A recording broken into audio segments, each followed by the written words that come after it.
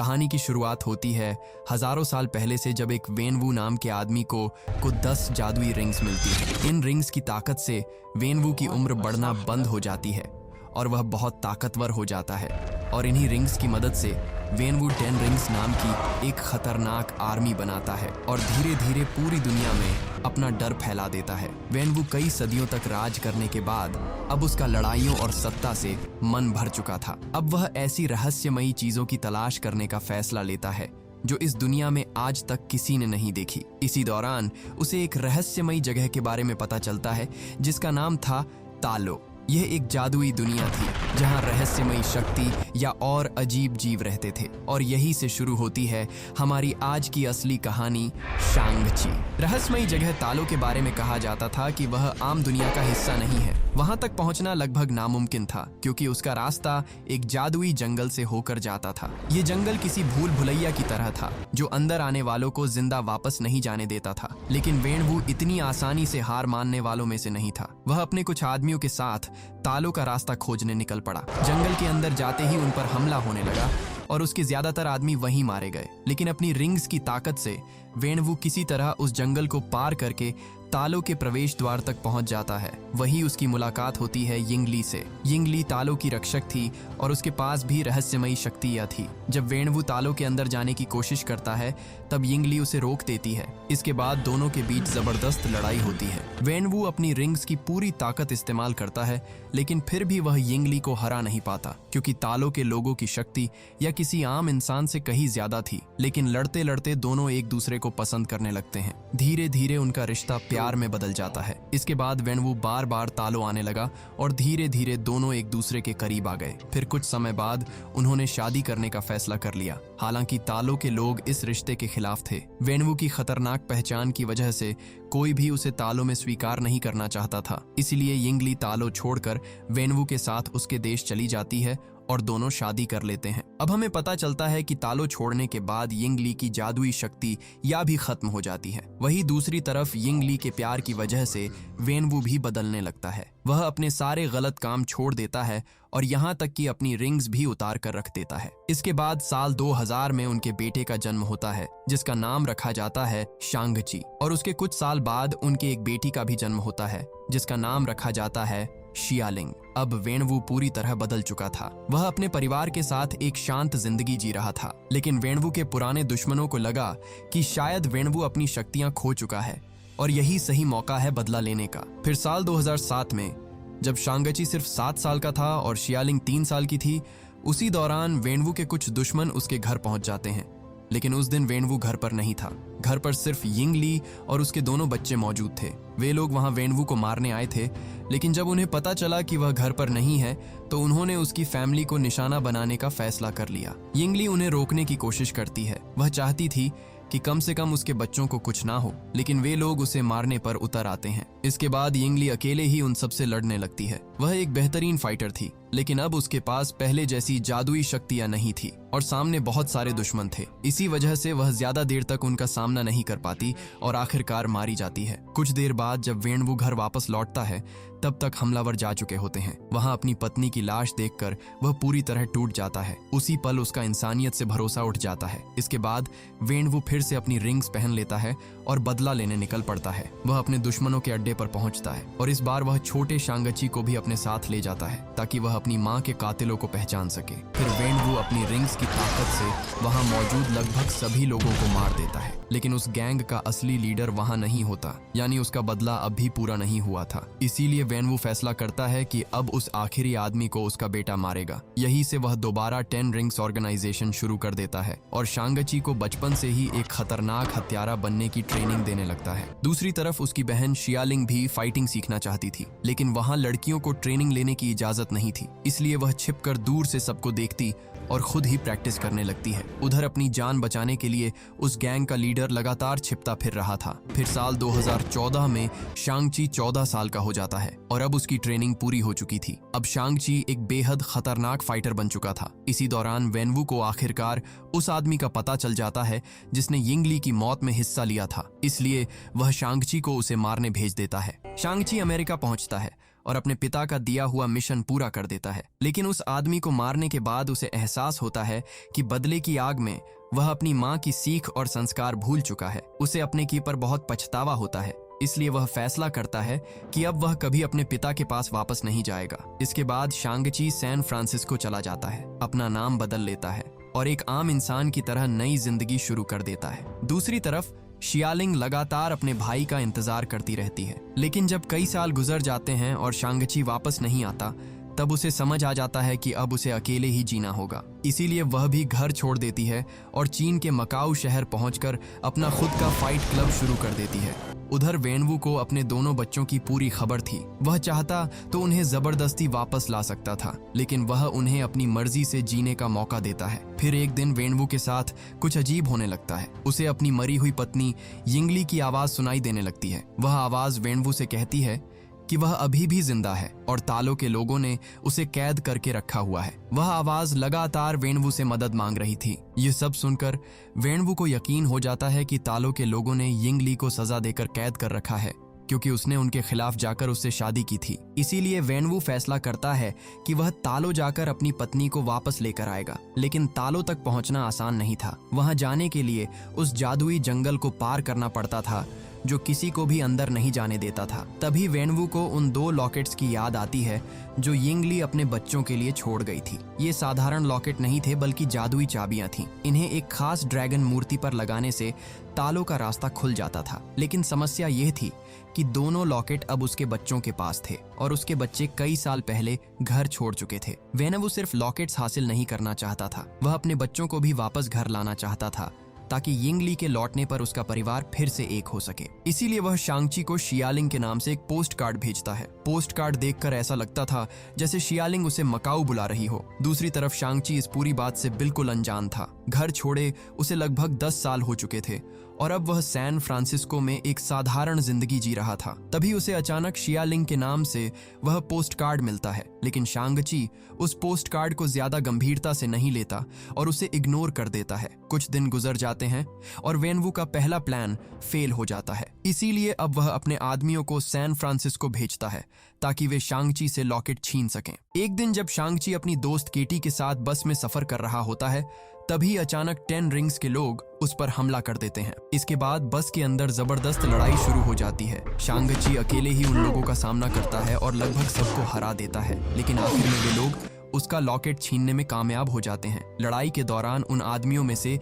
एक शांग-ची से कहता है कि अब वे उसकी बहन के पास भी जाएंगे। बस यही सुनकर शांग-ची तुरंत मकाऊ जाने का फैसला करता है ताकि वह अपनी बहन शियालिंग को बचा सके, और यही असल में वेनवू का प्लान था। इसके बाद केटी भी शांग-ची के साथ मकाऊ चली जाती है। रास्ते में शांग-ची पहली बार उसे अपने अतीत और अपने परिवार की सच्चाई बताता है। मकाऊ पहुंचकर दोनों शियालिंग के फाइट क्लब में जाते हैं। कई साल बाद अपने भाई को देखकर शियालिंग उससे काफी नाराज हो जाती है, क्योंकि वह उसे अकेला छोड़कर चला गया था। फिर जब शांग-ची उससे पोस्ट कार्ड के बारे में पूछता है, तब उसे पता चलता है कि वह पोस्ट कार्ड शियालिंग ने भेजा ही नहीं था, और तभी अचानक वहां 10 रिंग्स के लोग हमला कर देते हैं। शांग-ची और शियालिंग मिलकर उनसे लड़ते हैं, लेकिन फिर भी वे लोग शियालिंग का लॉकेट छीन लेते हैं। तभी वहां खुद वेनवू आ जाता है और अपने दोनों बच्चों और केटी को वापस घर लेकर चला जाता है। वह उन्हें बताता है कि उसे यिंगली की आवाज सुनाई दे रही है और वह तालो से मदद मांग रही है। इसके बाद वेनवू दोनों लॉकेट्स की मदद से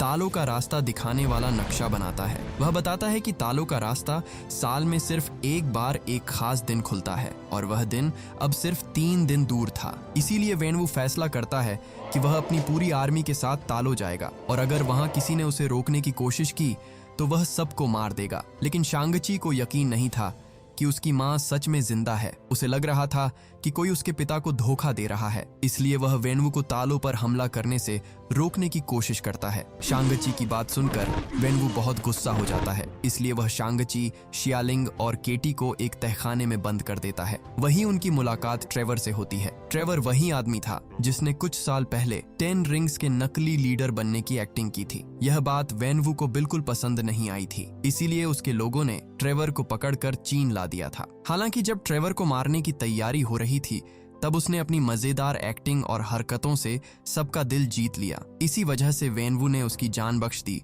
और उसे वहीं रहने दिया। ट्रेवर उन्हें अपने एक अजीब दोस्त से भी मिलवाता है जिसका नाम था मॉरिस। मॉरिस तालो का एक जादुई जीव था जिसे ट्रेवर कई साल पहले जंगल के पास मिला था। धीरे धीरे दोनों अच्छे दोस्त बन गए थे और ट्रेवर उसकी भाषा भी समझने लगा था। जब मॉरिस शांग-ची और शियालिंग को देखता है तब वह समझ जाता है कि ये यिंग ली के बच्चे हैं, इसलिए वह उनकी मदद करने का फैसला करता है। मॉरिस को तालो पहुंचने का एक गुप्त रास्ता पता था। इसी दौरान शियालिंग तहखाने से बाहर निकलने का रास्ता ढूंढ लेती है। फिर ये सभी लोग वहां से भाग जाते हैं ताकि वे वैनवू से पहले तालो पहुंचकर लोगों को चेतावनी दे सकें। इसके बाद वे लोग जादुई जंगल तक पहुंचते हैं। वहां मॉरिस उन्हें भूल भुलैया जैसे रास्तों से सही दिशा दिखाता है और आखिरकार वे तालो पहुंच जाते हैं। तालो में उनकी मुलाकात यिंग ली की बहन यिंग नान से होती है। फिर शांग-ची और शियालिंग उन्हें बताते हैं कि उनके पिता को लगता है कि उनकी मां अभी भी जिंदा है और तालो में कैद है। ये सुनकर यिंग नान उन्हें इस पूरे रहस्य की असली सच्चाई बताती है। वह बताती है कि हजारों साल पहले तालो में एक भयानक राक्षस को कैद किया गया था जिसका नाम था डेवलर इन डार्कनेस। डेवलर इन डार्कनेस और उसकी पूरी सेना लोगों की आत्माएं खाकर अपनी ताकत बढ़ाते थे। तालों में घुसते ही उन्होंने वहां भारी तबाही मचा दी और कई लोगों को मार डाला। इसके बाद वह राक्षस तालों से निकलकर पूरी दुनिया की तरफ बढ़ने लगा। लेकिन तभी तालों की नदी से एक विशाल जादुई ड्रैगन बाहर आया जिसका नाम था the great protector. Great protector की शक्ति के सामने डेवलर इन डार्कनेस और उसकी सेना कमजोर पड़ने लगे। फिर तालों के लोगों और उस ड्रैगन ने मिलकर उस राक्षस की पूरी सेना को वापस उसकी दुनिया में धकेल दिया। इसके बाद ग्रेट प्रोटेक्टर ने अपनी खाल से वहां एक विशाल दरवाजा बना दिया ताकि वह राक्षस दोबारा बाहर ना निकल सके। साथ ही उसने तालों के लोगों को अपनी शक्ति और अपनी ड्रैगन स्केल्स दी ताकि वे उनसे हथियार बनाकर उस गेट की रक्षा कर सकें। तभी से तालों के लोग उस दरवाजे की रक्षा कर रहे थे और उस दिन के लिए तैयारी कर रहे थे जब वह राक्षस दोबारा बाहर आने की कोशिश करेगा। लेकिन डेवलर इन डार्कनेस कभी खुद उस गेट को तोड़ नहीं पाया, इसलिए उसने लोगों को बहकाना शुरू कर दिया। वह सदियों से अलग अलग लोगों को झूठी आवाजें सुनाकर उन्हें अपने जाल में फंसाता था ताकि कोई उसके लिए वह दरवाजा तोड़ दे। लेकिन जो भी उसके बहकावे में आकर तालो पहुंचा उसे वहां के लोगों ने रोक दिया। फिर उसका ध्यान वैनवू पर गया क्योंकि 10 रिंग्स की ताकत इतनी ज्यादा थी कि उनकी मदद से वह आखिरकार आजाद हो सकता था। इसीलिए उसने यिंग ली की आवाज में वैनवू को पुकारना शुरू किया। और क्योंकि वैनवू अपनी पत्नी से बेहद प्यार करता था इसलिए वह उस आवाज के जाल में फंस गया और उसने तालो जाकर उस दरवाजे को तोड़ने का फैसला कर लिया। ये पूरी सच्चाई जानने के बाद शांग-ची और शियालिंग समझ जाते हैं कि अगर उनके पिता को नहीं रोका गया तो पूरी दुनिया खतरे में पड़ जाएगी। इसीलिए तालो के लोग युद्ध की तैयारी शुरू कर देते हैं। यिंग नान शांग-ची और शियालिंग को ड्रैगन स्केल्स से बने खास कवच और हथियार देती है। साथ ही वह शांग-ची को लड़ने का नया तरीका भी सिखाती है, वही तरीका जो उसकी माँ इस्तेमाल करती थी। दूसरी तरफ केटी भी वहाँ तीर चलाना सीखने लगती है। फिर 3 दिन बाद वह खास दिन आ जाता है जब तालो का रास्ता खुलता है। उसी समय वैनवू अपनी पूरी 10 रिंग्स आर्मी के साथ वहाँ पहुँच जाता है। तालो के लोग उसे समझाने की कोशिश करते हैं कि जो आवाज वह सुन रहा है वह यिंग ली की नहीं बल्कि एक राक्षस की चाल है। लेकिन वैनवू किसी की बात नहीं सुनता। वह अपने आदमियों को हमला करने का आदेश देता है और खुद उस गेट को तोड़ने निकल जाता है जहां डेवलर इन डार्कनेस कैद था। इसके बाद तालो और 10 रिंग्स के लोगों के बीच भयंकर लड़ाई शुरू हो जाती है। उधर शांग-ची अपने पिता को रोकने पहुंचता है। अब उसके पास ड्रैगन स्केल्स से बने नए हथियार और कवच थे, लेकिन वह अभी भी पुराने तरीके से लड़ रहा था। कुछ देर तक वह वैनवू का सामना करता है, लेकिन आखिर में वैनवू उसे हरा देता है और नदी में फेंक देता है। इसके बाद वैनवू गेट तक पहुंच जाता है और अपनी रिंग्स की ताकत से उसे तोड़ना शुरू कर देता है। वह दरवाजा बेहद मजबूत था इसलिए तुरंत नहीं टूटता, लेकिन उसमें दरारें आने लगती हैं और उन्हीं दरारों में से डेवलर इन डार्कनेस के छोटे छोटे सोल ईटर्स बाहर निकल आते हैं। लेकिन वैनवू का पूरा ध्यान सिर्फ अपनी पत्नी को वापस लाने पर था, इसलिए वह इस खतरे को नजरअंदाज करता रहता है। उधर वैनवू लगातार पूरी ताकत से उस गेट पर हमला करता रहता है। दूसरी तरफ बाहर निकले सोल ईटर्स तालो के लोगों पर हमला शुरू कर देते हैं। वे लोगों की आत्माएं खींचकर वापस गेट के अंदर ले जाते थे ताकि डेवलर इन डार्कनेस और ज्यादा ताकतवर हो सके और पूरी तरह आजाद हो जाए। ये देखकर 10 रिंग्स के लोग भी अपनी लड़ाई रोक देते हैं और अब सभी मिलकर उन राक्षसों से लड़ने लगते हैं। लेकिन उन मोनेस्टर को सिर्फ ड्रैगन स्केल्स से बने हथियारों से ही मारा जा सकता था, इसलिए तालो और 10 रिंग्स के लोग पहली बार एक साथ मिलकर लड़ाई करते हैं। उधर शांग-ची नदी में डूब रहा था और वह मरने ही वाला था, लेकिन तभी अचानक नदी के अंदर से द ग्रेट प्रोटेक्टर बाहर आता है और उसे बचा लेता है। इसके बाद वह विशाल ड्रैगन भी बाकी लोगों के साथ मिलकर उन राक्षसों से लड़ना शुरू कर देता है। फिर शांग-ची दोबारा अपने पिता को रोकने पहुंचता है, लेकिन इस बार वह पहले जैसा नहीं था। अब वह उसी तरीके से लड़ रहा था जैसा उसकी माँ लड़ा करती थी। इसी वजह से इस बार वह वेनवू को बराबरी की टक्कर देने लगता है। धीरे धीरे वह 10 रिंग्स की ताकत को भी अपने कंट्रोल में लेना शुरू कर देता है। फिर दोनों बाप बेटों के बीच जबरदस्त लड़ाई होती है, जहां दोनों 5-5 रिंग्स इस्तेमाल कर रहे थे, लेकिन आखिर में शांग-ची पूरी 10 रिंग्स को अपने कंट्रोल में कर लेता है। अब शांग-ची के पास मौका था कि वह वेनवू को खत्म कर दे, लेकिन आखिरी पल में वह रुक जाता है, क्योंकि अंदर ही अंदर वह अब भी अपने पिता से प्यार करता था। इसीलिए वह 10 रिंग्स वापस वेनवू को लौटा देता है और उसे दोबारा समझाने की कोशिश करता है कि इस गेट के पीछे उसकी माँ नहीं बल्कि एक राक्षस है। लेकिन अब बहुत देर हो चुकी थी। गेट काफी कमजोर हो चुका था और डेवलर इन डार्कनेस पहले से कहीं ज्यादा ताकतवर बन गया था। अचानक वह राक्षस गेट तोड़कर बाहर निकल आता है। उसे देखकर आखिरकार वेनवू को अपनी गलती का एहसास हो जाता है। इसके बाद डेवलर इन डार्कनेस शांग-ची पर हमला करता है, लेकिन वेनवू उसे बचा लेता है। तभी वह राक्षस पीछे से वेनवू को पकड़ लेता है और उसकी आत्मा खींचना शुरू कर देता है। मरते वक्त वेनवू अपनी सारी रिंग्स शांग-ची को दे देता है। अब डेवलर इन डार्कनेस पूरी ताकत के साथ तालों पर हमला करने लगता है। तभी डी ग्रेट प्रोटेक्टर उससे लड़ने पहुंचता है। दोनों विशाल क्रीचर्स के बीच जबरदस्त लड़ाई शुरू हो जाती है। शुरुआत में ऐसा लग रहा था कि ड्रैगन जीत जाएगा, लेकिन तभी सोल ईटर्स लोगों की आत्माएं लेकर अपने मालिक तक पहुंचा देते हैं। इससे डेवलर इन डार्कनेस और भी ज्यादा ताकतवर हो जाता है। वह द ग्रेट प्रोटेक्टर को पकड़ लेता है और उसकी आत्मा निकालने की कोशिश करने लगता है। अगर वह ड्रैगन की आत्मा खींच लेता तो उसे रोकना लगभग नामुमकिन हो जाता, लेकिन तभी केटी दूर से उसके गले पर एक तीर मारती है। इससे उसका ध्यान भटक जाता है और द ग्रेट प्रोटेक्टर उसकी पकड़ से बाहर निकल आता है। उसी समय शांग-ची अपनी रिंग्स की पूरी ताकत इस्तेमाल करता है। वह सारी रिंग्स सीधे डेवलर इन डार्कनेस के शरीर के अंदर भेज देता है और पूरी शक्ति के साथ उन पर हमला कर देता है। इस जबरदस्त ब्लास्ट से डेवलर इन डार्कनेस के टुकड़े टुकड़े हो जाते हैं और आखिरकार वह राक्षस हमेशा के लिए मर जाता है। लड़ाई खत्म होने के बाद तालों के लोग और 10 रिंग्स के सैनिक मिलकर उन सभी लोगों को श्रद्धांजलि देते हैं जिन्होंने इस युद्ध में अपनी जान गंवाई थी। इसके बाद शांग-ची और केटी वापस अपनी पुरानी जिंदगी में लौट जाते हैं। एक रात दोनों अपने दोस्तों के साथ होटल में बैठे पूरी कहानी सुना रहे होते हैं, लेकिन उनके दोस्त उनकी बातों पर यकीन ही नहीं कर रहे थे। तभी अचानक वहां एक जादुई पोर्टल खुलता है और उसमें से वोंग बाहर आता है। वह सीधे शांग-ची से कहता है कि उसे उसके साथ चलना होगा। फिर वोंग शांग-ची और केटी को अपने साथ कमर ताज ले जाता है। वहां ब्रूस बैनर और कैप्टन मार्वल पहले से मौजूद थे। सभी लोग मिलकर 10 रिंग्स की जांच करने लगते हैं। तभी वोंग बताता है कि जब शांग-ची ने पहली बार रिंग्स इस्तेमाल की थी तब उनसे एक अजीब सिग्नल निकला था, जैसे वे किसी दूर मौजूद चीज को कोई मैसेज भेज रही हों। जब वे रिंग्स को स्कैन करते हैं तब पता चलता है कि वे हजारों साल पुरानी है। लेकिन हैरानी की बात यह थी कि उनके बारे में किसी के पास कोई जानकारी नहीं थी, यानी इन रिंग्स का रहस्य अभी भी खत्म नहीं हुआ था। वही दूसरी तरफ शियालिंग अपने भाई से झूठ बोलती है कि वह 10 रिंग्स ऑर्गेनाइजेशन को खत्म करने जा रही है, लेकिन असल में वह खुद उसकी नई लीडर बन चुकी थी। अब वह ऑर्गेनाइजेशन को एक नए तरीके से चला रही थी और पहली बार वहां लड़कियों को भी ट्रेनिंग दी जा रही थी। यानी वेनवू की लेगेसी खत्म नहीं हुई थी, बल्कि अब एक नए दौर की शुरुआत हो चुकी थी। अगला पार्ट देखने के लिए कमेंट बॉक्स में लिखे पार्ट 2 और हमारे साथ हमेशा ऐसे ही जुड़े रहने के लिए आप हमारे चैनल द योगी को सब्सक्राइब कर लीजिए